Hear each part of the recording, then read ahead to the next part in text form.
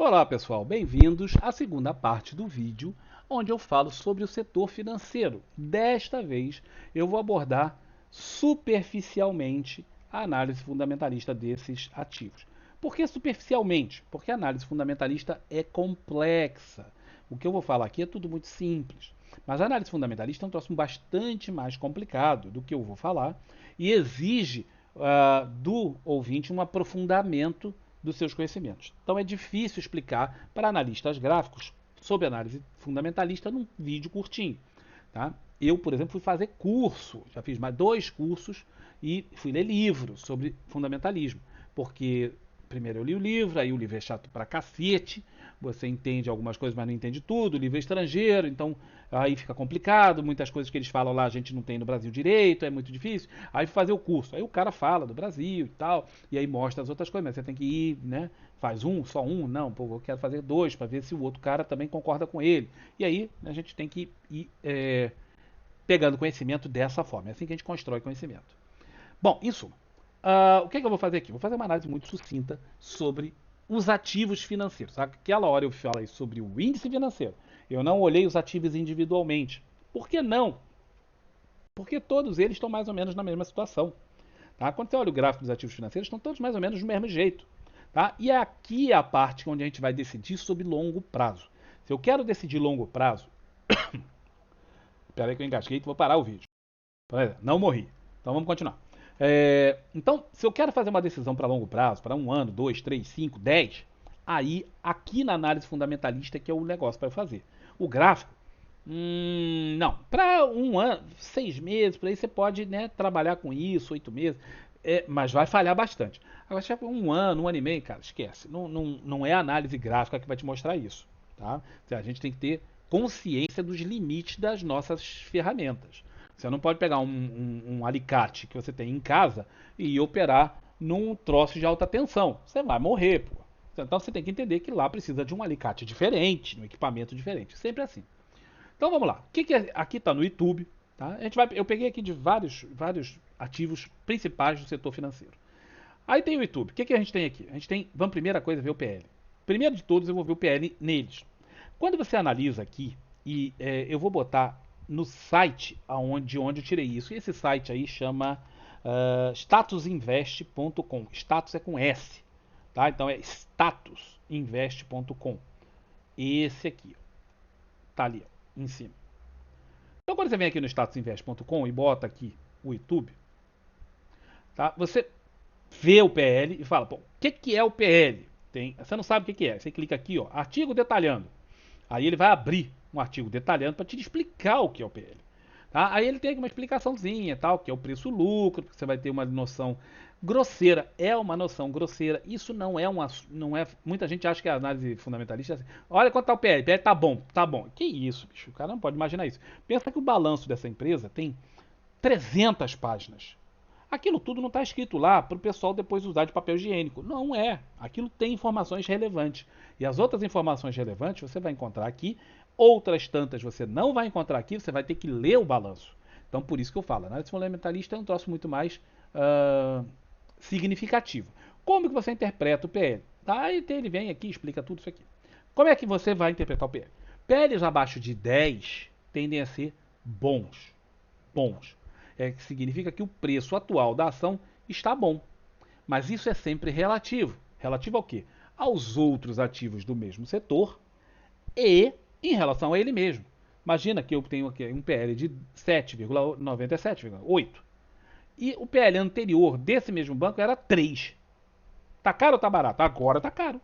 Aumentou o PL e tá ficando mais caro. Ah, não, mas ele está caindo. Antes era 17.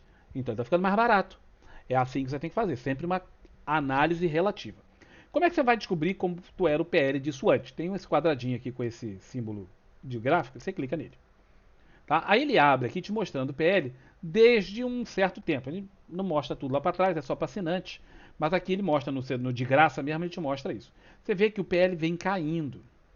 Porém, ele não chegou nem ainda perto do PL que teve em 2015. Marca esse ano de 2015, porque foi o fundão da queda que a gente teve entre 2010 por aí Até 2016 foi um período de queda no mercado brasileiro. E 2015 foi mesmo o fundo. Então, esse número aqui ele é muito relevante para a gente ver se agora está caro em relação a esse valor ou não. Eu já sei que está barato em relação ao que esteve recentemente, porque era 16, caiu para 7. Então, barato está em relação ao ano passado, há 2 anos atrás, sim, está. Mas ainda está bastante acima daquilo que estava em 2015. E não só isso, bastante. Não há assim uma diferença tão absurda para estar tão barato, isso aqui é 8, em relação ao que esteve na média dos últimos tempos.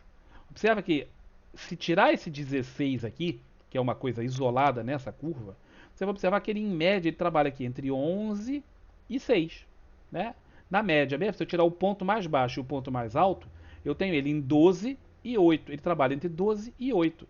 Ora, se eu tenho ele entre 12 e 8 e agora ele está em 8, ele está nesse range, ele está barato, mas ainda está longe disso aqui. E não está aquela barateza toda, né? Porque ele está dentro daquele range. Ele está na parte mínima do range, mas não está extremamente barato. Já se considera alguma coisa para pensar em comprar? Sim, já considero. Mas eu gostaria de números mais próximos disso. Então eu olhei o PL, vou olhar de todos os outros ativos depois. Tá? O que mais a gente vai olhar? O ROI. O ROI é a rentabilidade. Você não sabe o que é o ROI? Clica nas aspinhas aqui, vai abrir uma aba e vai te mostrar aqui o significado. Tá? O ROI, o Return on Equity, aí ele vai mostrar sobre o que é o retorno sobre patrimônio líquido. Basicamente é quanto que a empresa rende. Tá? Se você pegasse a grana da empresa e aplicasse em alguma coisa, quanto que você ganharia? Bom, se eu vendesse tudo que eu tenho, o cara lá, dono do Bradesco, vende tudo, pega a grana, mete aí num tesouro direto, num negócio desse, ele vai ganhar hoje uns 14, 15% ao ano que ele vai conseguir num CDB, em algumas coisas. Tá? Quanto que ele consegue na empresa? 18. Pô, não está muito acima do que é o que ele consegue lá simplesmente sem ter trabalho nenhum, metendo dinheiro na renda fixa. Mas a gente tem que olhar o comparativo. E o comparativo? O comparativo está ali, está mais ou menos onde era. Então, esse banco costuma ter esse tipo de rentabilidade. Tá bom. Então, está mantido. Então, eu tenho um PL que está decrescendo, se aproximando do nível mínimo da série histórica que eu disponho, que é essa, com o ROI que está dentro do esperado. A margem bruta é o quanto que o banco, né, no caso aqui, fica de grana. Tá? Bruta, antes de pagar as coisas, antes de pagar imposto, antes de pagar esse negócio. Se você não souber como calcula, tem aqui o bendito do negocinho, você vai lá e ele vai dar os detalhes, ó. Antes dos impostos, evolução, esse bababá todo aqui. Ele explica tudo aqui como é que faz. A margem bruta. Quanto é a margem líquida? A líquida é o que sobra mesmo. Depois que eu paguei tudo, quanto é que sobra no bolso do papai? Sobra isso aqui. Aí você fala, pô, é relativamente pouco, né? Porque 61 de margem bruta e sobra só 12. Pois é, parece-me pouco, mas vamos ver quanto está. Aqui esse número é completamente fora da curva, né? Você vê que por algum motivo maluco dá esse número aqui. A gente tem que olhar os outros. Os outros estão aqui, ó, 13, 12, 17, 13, 15, 18, 12. Mas, ó, tá na margem inferior, porque esse aqui é 10. Ele está mais ou menos em linha com os outros, mas está diminuindo. Observa que era 17, 16, 19, veio para 12. Aí voltou para 15, 18, aqui basicamente 19, 14, caiu para 10. Subiu para 13, voltou a cair para 12. Ou seja, de um tempo para cá, a margem líquida do banco diminuiu em relação ao que era. Certo? Mas continua relativamente próxima do que era esperado. Então, a margem líquida se mantém mais ou menos estável depois de ter caído um pouco. O ROI está estável, o PL está bom e a gente vai parar a nossa análise fundamentalista só nisso. Seria bom dar a visão das dívidas, mas ele não traz. Tá? Esse site. Tem outros sites que vão trazer e aí você vai ter que procurar em outros lugares para dar uma olhada. Mas ele aqui não traz. Show! Então vimos esse. Como é que a gente vai ver o próximo? Cadê? Então temos o YouTube. Aqui era... Não, é esse aqui. Esse aqui é o título do outro livro. BBAS 3. Aí você olha e fala assim, pô, Campos, entre o YouTube e o BBAS, esse aqui tem um PL melhor. Está mais baixo. Logo, ela está mais barata relativamente ao YouTube. Concordo contigo. Está mesmo. Tá? Agora, vamos dar uma olhadinha ela aqui, ó. BBAS3 para a gente poder fazer aquele lance que eu mostrei ainda há pouco de comparativo ela com ela mesma. Ó, veja que ela teve um pico aqui de PL, mas foi uma coisa isolada. Na sua maior parte do tempo, ela trabalhava com em torno de 6, depois trabalhou durante um outro tempo em torno de 8 e 9, e agora está em 4,6. Ou seja, caiu bastante o PL, ela está ficando bem mais barata, mas ainda longe do fundão lá em 2015. Então, já começa a me sinalizar sim que isso está barato, mas ainda comparativamente, isso aqui está 50% mais caro do que estava aqui em 2015. Óbvio que o cara que pegou aqui matou a pau, né? O cara pegou no fundão do fundão e se deu bem. Não é todo mundo que vai conseguir fazer esses trades, mas a gente tem que ficar atento que não está ainda tão barato quanto eu gostaria. Tá? Voltando à mesma coisa. O ROI, tá? O do Itaú estava em 14 e pouco, aqui está em 13. Ó, vem caindo ao longo dos anos, mas deu uma certa estabilizada aqui, está em linha com o que era antes. Então a rentabilidade está boa. Margem bruta, olha como é muito menor. Como é muito menor. O Itaú tinha margem bruta aqui de 60%. Esse tem de 30%. E no final a margem líquida não é assim tão diferente. Vamos ver se ela está em linha. Pelo contrário, está melhorando. A margem líquida do Banco do Brasil vinha caindo direto e de vários anos para cá ela só vem subindo com uma queda recente. Então tá bom. Então tá muito bom. Olhando entre os dois bancos, entre Itaú e BBAS, eu preferiria a BBAS com esses dados. Olha que interessante, pouca gente vai ver isso. É óbvio que isso é muito singelo, a gente tem que ir muito mais a fundo na análise fundamentalista para ter essa convicção total. Mas é um bom sinal que é isso que eu estou falando aqui. Tá? Vamos agora então para BBDC4, Bradesco. Bradesco está em linha com Itaú, sim, está mais ou menos no mesmo nível. ROI também está mais ou menos no mesmo nível. A margem bruta está em 39%. Começo a desconfiar que há algum erro naquele número do Itaú, que dizia 61% aqui, e todos os outros estão nessa mesma faixa. Como eles são bancos concorrentes, muito próximos uns dos outros, é difícil acreditar que um banco como o Bradesco tenha uma margem bruta tão melhor do que a do Itaú. Eles tendem a ficar muito parelhos. Então eu começo a desconfiar que o número que eles me forneceram está equivocado lá no Itaú. E aí como é que você sabe disso? Você entra na relações com investidores do Itaú, do YouTube, vai lá, baixa o balanço e faz as contas. Como é que faz as contas? Tem a explicação aqui nesse negócio. Margem líquida, mais ou menos em linha, estão ali 14, 15, 16, tal. Vamos ver como é que está isso, ele em relação a ele mesmo. Então, tudo isso aqui, cara, você tem que fazer. A análise fundamentalista é chata mesmo, tá? Porque você tem que pegar o balanço, você tem que fazer... BBDC4. BBDC4. Você tem que fazer essas contas todas. É uma chatice danada, mas se você quer fazer investimento de longo prazo, ela é necessária. Então vamos lá. Ó, PL está caindo, ou seja, o banco está barateando. Porém, continua em torno de 50%. Todos eles estão batendo mais ou menos a mesma proporção. Em torno de 50% a mais do que foi o fundo de 2015. Tá? Porém, na sua série histórica, tirando esse fundão aqui, ele está barato. Os outros também estavam. Tá? Vamos ver o ROI se está em linha. Observa que já mudou. Da hora que eu fiz o print para cá, mudou porque o preço da ação está mudando. Mas não devia mudar tanto aqui. O ROI, por exemplo, não devia mudar nada. Estranho. Mas aqui, ó, vem caindo. Deu uma subida e vem caindo o ROI histórico. Tirando 2020, que teve esse fundão aqui, ó, ele vem caindo desde 2015, que foi justamente a pior fase do banco, em termos de valor, e o troço vem caindo. Vamos ver a margem líquida. Bom, tá subindo. Muito bom. Então, novamente, eu deixo o Bradesco, desculpa, Itaú mais para trás e fico agora entre BBAS e BBDC. Só que como o BBAS tem um PL bem menor do que o Bradesco, ela seria a minha primeira alternativa se eu tivesse que investir nesse setor. Alguma coisa que me diz que é exatamente agora que eu tenho que investir nesse setor? Não. Não. Ainda não. Porque, volto a dizer, Os preços ainda estão relativamente 50% acima disso. Parece pouco, mas são 50%, é bastante coisa. Mas já é hora do cara ficar meio assanhado ali, pensando no assunto. Ahn, Vamos ver, aqui eu tenho mais umas. Vou fazer só com o Sambi 11 e a gente encerra. Sambi 11, que é um outro bancão, tá? O PL está em linha com os dos outros dois. Destaca aqui o pagamento de dividendos. Eu não analisei nos outros, mas porque nesse primeiro momento não era uma coisa que estava me importando, mas aqui destaca. Os outros tinham um pagamento de dividendos bastante abaixo desse valor aqui. Chama atenção. Então, PL bom, ROI em linha com os outros, 13, 14, 15, está todo mundo junto.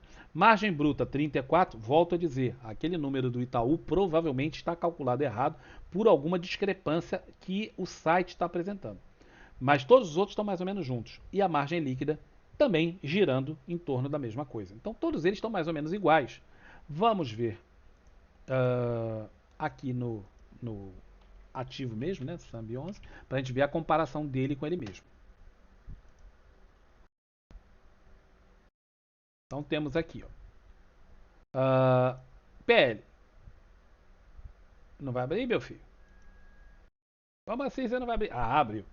Esquece esses números, porque obviamente houve alguma coisa aqui, ou a ação se partiu em duas empresas diferentes, não sei o que aconteceu, mas esses números com certeza não têm mais correlação com o que acontece agora. Mas em 2015 o número era 7,45. Agora é 6,99. Então, Sambi 11 está num preço bom frente ao pior momento que ela teve na sua história. Para falar a verdade, 2021 ela foi pior. Uma coisinha. Foi o único banco, eu não tinha reparado isso antes por causa desse descompasso aqui. Ela teve um ano pior, mas é muito juntinho. Isso aqui é uma diferença de merreca. Então ela está agora num preço bastante bom em relação aos seus pares, aos outros bancos. Então, Sambi 11 chama a atenção para uma compra para longo prazo, sim. Aí agora o cara tem que pegar isso aqui, olhar, fazer o valuation, ver, né, por que tem esses números, por que esse número aqui ficou ruim quando os outros bancos não ficaram. Tem uma explicação, em algum lugar ele vai encontrar essa explicação.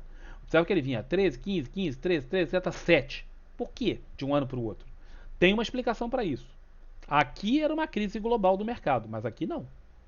Alguma coisa aconteceu. Tá? O ROI, vamos ver se está em linha. Está melhorando, como vários outros bancos que a gente tinha falado. Melhorou, melhorou, melhorou. Agora, nos últimos 3, 4 anos, vem dando uma caída, mas está em linha com todo mundo. Não está ruim. Margem bruta e margem líquida, vamos ver a margem líquida, caindo recentemente. Estranho. As outras estavam mais estáveis do que isso. Esse aqui, pensa que a margem líquida caiu pela metade quase. Tá? Caiu uns 80 não, uns 40% aqui. É bastante queda. Por que a margem líquida do Santander está caindo assim? O que está acontecendo com o banco que ele está tendo menor resultado líquido? Está pagando dívidas? Aí onde a gente vai ver. Aqui ele não mostra dívidas. Às vezes ele está tendo um resultado pior porque está pagando, no caso aqui já era líquida, ele está pagando alguma coisa, ele está tendo que fazer alguma coisa. Talvez ele esteja fazendo algum investimento muito grande. Tem que ver o que está acontecendo aqui. Certo? Tem que ver. Mas ele é o banco que se destaca. Então é assim que você vai ver se vale ou não vale a pena investir no ativo para longo prazo. Graficamente falando, não é o momento. Ainda não é o momento. O momento seria mais ou menos por aqui. Tá? Do ponto de vista fundamentalista, para os grandes bancos, daqueles que eu vi, Banco do Brasil, que está em primeiro lugar na minha análise, Itube, Banco Bradesco e Santander ficaria com Banco do Brasil, depois Santander, depois Bradesco e depois Itube. Tá? Mas pendente da análise de Santander, por que está acontecendo algumas discrepâncias nos números dele? Por que ele está tendo uma margem líquida que está caindo tanto? E por que ela teve também um PL ruim ano passado quando os outros bancos não tiveram? Então é assim que você faz a análise para decidir se você vai comprar ou não vai comprar para longo prazo. De todas as formas, as compras raramente são feitas todas de uma vez. Você faz compras faseadas. Mesmo que o cara vai fazer fundamentalisticamente, ele faz compras faseadas. De forma que ele pegue aqui, BBAS, ele pegue aqui com um PL de tanto, de 4,6, daqui a pouco isso vai caindo, tal, para chegar lá em 3, que foi aquele fundão. Aí o cara, pô, quando chegou em 3, o cara mete o pé na jaca, né? E compra pesado. É recomendação de compra? Óbvio que não, galera. Eu estou fazendo aqui uma análise de estudo para vocês, muito sumária, muito superficial do que é uma análise fundamentalista. Mas para dar uma ideia de como é que se faz. Tá bem? Então essa era a ideia. Tá aí o fechamento do segundo vídeo. Espero que tenha sido útil. Por favor, façam comentários. É importante, os comentários de vocês são importantes. Os likes, tudo isso é muito importante porque nos motiva a continuar fazendo. Tá? A falta de interação, tal, você vê que é só aquele negócio. Eu falo e um povo fica sentado escutando sem ninguém interagir. Isso é muito desanimador. Tá? Isso é muito desanimador para quem está do lado de cá. Então, por favor, façam a parte de vocês que comentar qualquer coisa, tal, e dar o like, tal, participar. É sempre importante a participação. Quanto mais participação, mais animados nós ficamos de fazer essas coisas. Um grande abraço para todos vocês e até o próximo vídeo. Tchau, tchau.